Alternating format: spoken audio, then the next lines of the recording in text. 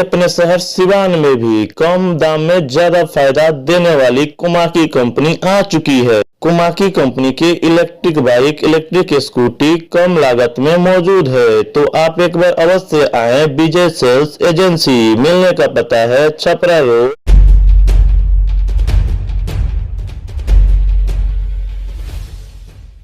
रामाधार प्रसाद जो किसी परिचय का मोहताज नहीं है, राजनीति पीच पे एक अच्छा बैटिंग भी करते हैं, राजनीति अनुभव भी बहुत ज़्यादा है।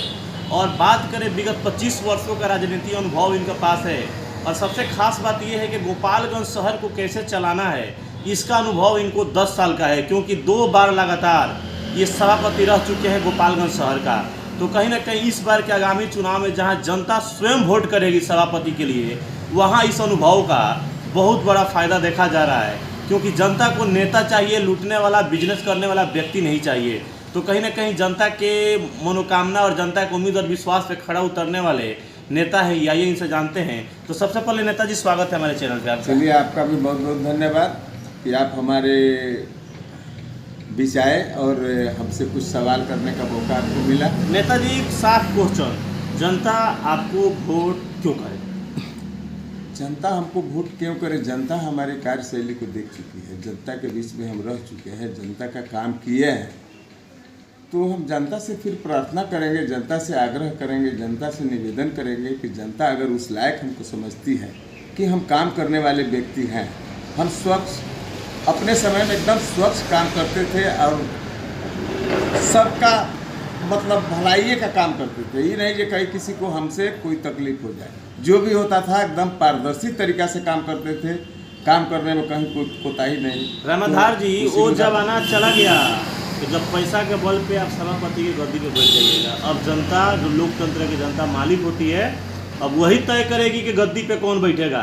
और वो जनता इस बार चीख रही है, चिल्ला रही है, क्योंकि जनता का विकास नहीं हुआ है। जनता साफ त्रस्त है यहाँ की। जनता बोल रही है कि हम लोग को नेता चाहिए, बिजनेस करने वाला व्यक्ति नहीं चाहिए। मैं बता और उसी पे 2 लाइन है कि हमहू लूटी तूहू लूट, लूटे के आज़ादी बा, सबसे ज़्यादा वो लूटलस देखा देह पर खादी बा। तो कहीं ना कहीं खादी वालों के जो सच्चाई है जनता अब जान चुकी है। तो क्या लग रहा है कि बड़ा अच्छा छवि का नेता चुन पाएगी जनता इस बार? जी जी, बिल्कुल चुनेगी। जनता को ही चुनाव करना है।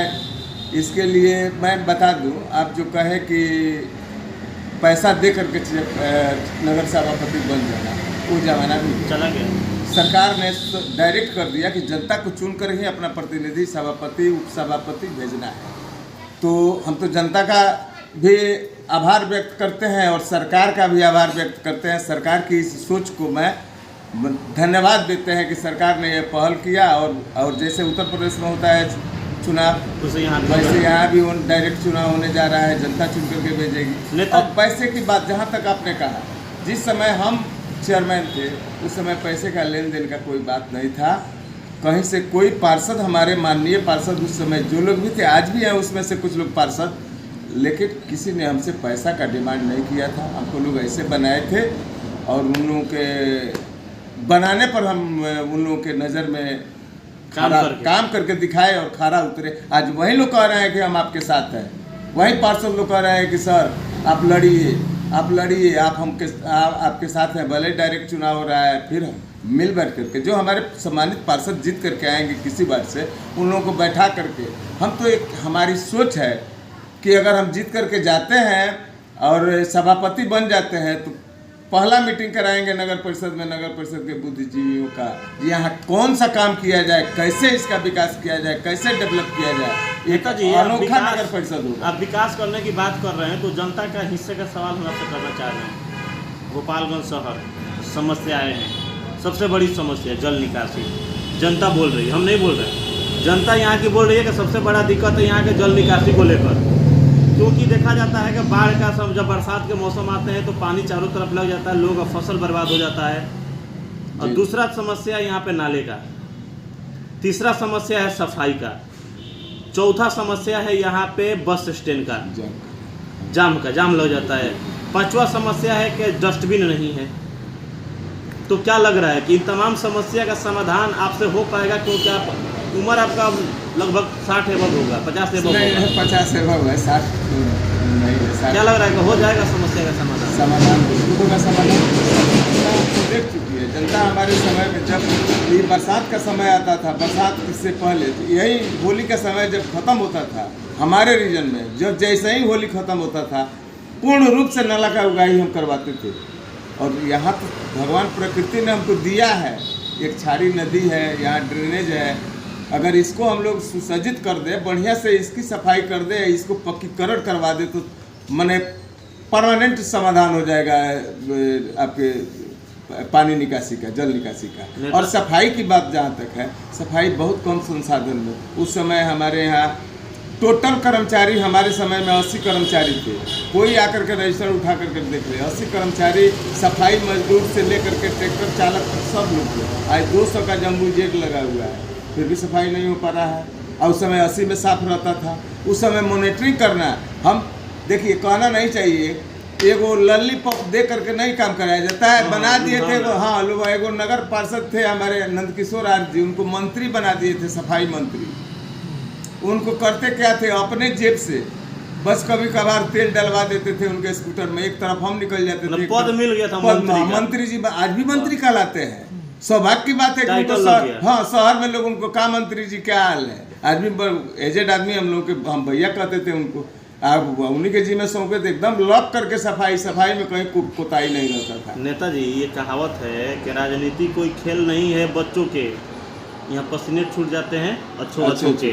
तो क्या लग रहा है कि यहाँ पे जो चुनाव इस बार होगा, जनता अच्छा कैंडिडेट को तलाश कर पाएगी, जो अच्छा कैंडिडेट को निकाल पाएगी उन भीड़ में से? जनता बुर्बक नहीं है, जनता सब जानती है। भीड़ लग गया यहाँ सभापति का, पब्लिक सब जानती है कि कौन क्या करेगा, पैसा आकर के लोग देगा। ये पब्लिक है, सब जानती है, सब जानती है, पब्लिक सब जानती है। पैसा देगा वो पैसा कमाएगा। जनता देख चुकी है, पिछले 2 चुनाव से देख रही है कि पैसा लोग लगा रहा है, पैसा कमा रहा है। जो पैसा लगाएगा, किसी बिजनेस में पैसा लगाता है तो पैसा कमाता है कि नहीं? कमाता है, आप भी जानते हैं, हम भी जानते हैं। तो जो चुनाव में पैसा खर्चा करेगा, लेकिन हम जनता से भी ये प्रार्थना कर रहे हैं, उनको समझा रहे हैं कि पैसा लेकर कोई आ रहा है, दे रहा है तो ले लीजिए भाई, लूट करके रखा है, लेकिन वोटवा आप चुन करके दीजिए, जिसको देना है उसी को दीजिए। एक स्वच्छ छवि का आदमी जो भी हो उसको चुनिए, जो काम के लायक हो, आपसे हमेशा कहीं ना कहीं मिल जाए। इजी वे में आपका चेयरमैन आपके पास रहे, वैसा चेयरमैन चुनिए कि चेयरमैन बोलने वाला हो। ये भी कहा जाता है कि नेता मुंहजोर चाहिए, मुंहजोर नहीं चाहिए। मुंहजोर रहेगा तो कहीं से लौट जाएगा, ला के फंड काम कराएगा। थे ना जी, उस समय अब नाम लेंगे तो लोग पार्टी से जोड़ देगा। उस समय हम तो, हमारे MP हुआ करते थे साधु यादव जी से लड़ करके। उस समय आपके ये थे बिशन पटेल जी थे हम लोगों के प्रभारी मंत्री। ये रोड जो बना है, दरगाह रोड से लेकर के मौनिया चौक तक, जंगलिया रोड, आपके काली स्थान रोड, पानी ठेउन भर लगता था, उस सब पैसा लिए थे हम बिशन पटेल जी से, पटना से पैसा लाए थे। सब रोड का ऊंचीकरण करवाए। ये आपका जो है श्याम रोड है, चंद्रगुप्त रोड है, सब रोडों का ऊंचीकरण हम बाहरी पैसा लाकर करवाए। नगर परिषद में इतना पैसा नहीं था, संसाधन नहीं था, और ना पैसा इतना आता था। आज तो डेवलप के लिए गवर्नमेंट पैसा दे रही है, डेवलपमेंट के लिए पैसा भी दे रही है, उगाही भी हो रहा है। जानते हैं हमारे यहाँ आमदनी का स्रोत भी है, चूँकि यहाँ जो जमीन रजिस्ट्री होता है नगर परिषद क्षेत्र का, उसका 2% मिलता है नगर परिषद को, बहुत पैसा आता है। तो नेताजी, क्या लग रहा है, अगर आप सभापति बन जाते हैं तो जो शहर के लोग ज़्यादा टैक्स पे करते हैं देहात के लोगों की अपेक्षा, तो उसमें कुछ उसका आवाज़ उठाइएगा आप, और उसका फायदा मिलेगा, यहाँ के जनता को सुविधाएं देंगे आप? पहली प्राथमिकता होगी टैक्स पर विरोध करने का मेरा, क्योंकि उससे हम भी ग्रसित है। जहाँ हमारे समय में 1000 रुपये इकट्ठा, यानी 1620 दूर जमीन का, क्या बोलते हैं, स्क्वायर फीट जमीन का 1000 रुपया लगता था मेरे समय में डेवलपमेंट फी, और नक्शा पास हो जाता था। आज 50,000 रुपया लोगों को लग रहा है। बताइए, 50,000 किसी गरीब को अगर 10 दूर जमीन खरीद लिया है, उसको 25,000 इसमें लग रहा है।